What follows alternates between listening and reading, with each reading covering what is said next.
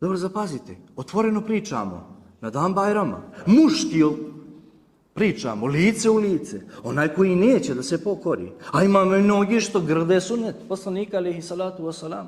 I ne pokoravaju se.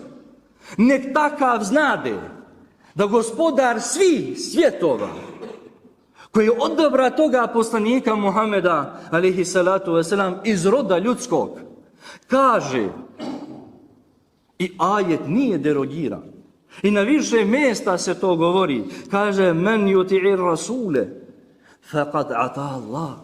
Ko se bude pokoravao Resulu, pokorava se Allahu.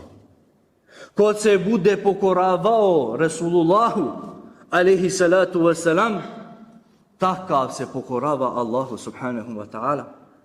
Pa svaki jedan sunet koji praktikuješ, znadi da ti je pokornost Allahu subhanahu wa ta'ala. Da li to bilo vidljivi sunet?